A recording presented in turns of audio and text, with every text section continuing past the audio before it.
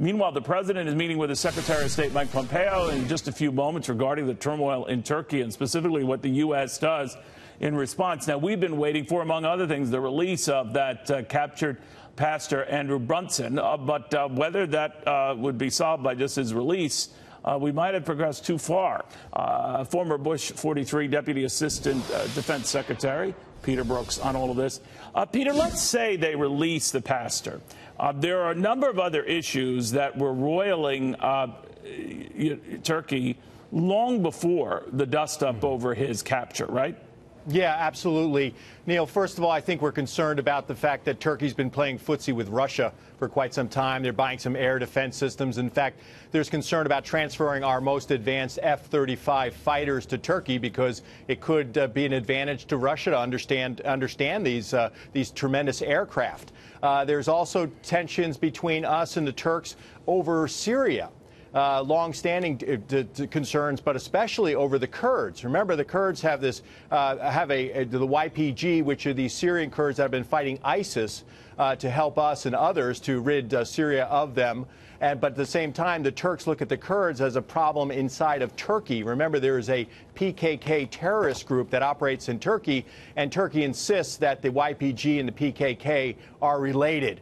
So there's a lot of issues here. Of course, the tariffs, the steel tariffs and aluminum tariffs went on before this situation really came to this point. But recently, the administration raised those tariffs, probably because of the decrease in the value of the lira, which has dropped about 40% since the beginning of the year. Yeah, and even with the pop back at about 5 or 6% today, to your point, it's still down an awful lot, almost cut in half in that period of time.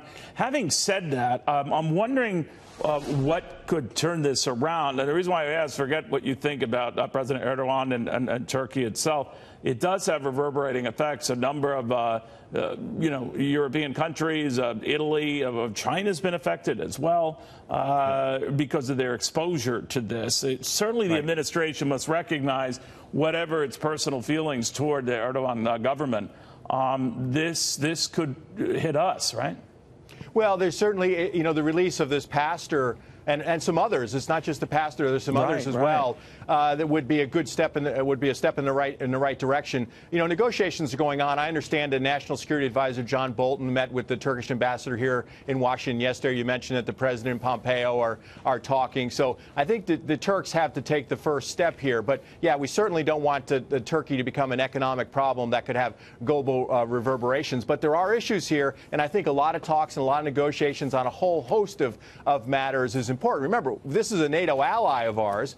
We have bases in Turkey. I mean, we've been running operations against ISIS in Syria out of Turkey for quite some time. It's the second largest military in NATO after the United States. Very, very important country, strategically located between the U.S. and Europe. So negotiations and a lot of sit-downs and hoping to improve that relationship would be good. But you have two very strong personalities in Washington and in Ankara. So there are some challenges ahead. There's some are saying that the hell with having a country like NATO or a leader like that in NATO, kick them out. What are you saying?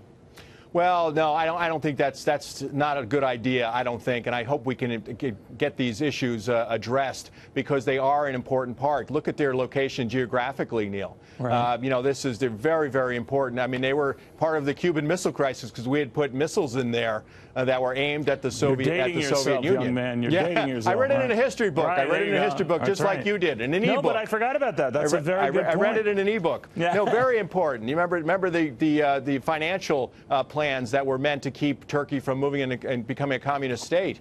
There's been a lot of time and effort that has been put into that. So, yeah, there are troubles, and there are troubles in any relationship, and I think we have to work at patching those up because if you look at Turkey, it's a very, very important country to the United States, and I hope we can move past these issues. Real quickly, I want to get your take on how the president, now he and Erdogan had a very nice relationship. The president said he admired Erdogan's toughness, congratulated him on his re-election. Some say it made him virtually a dictator.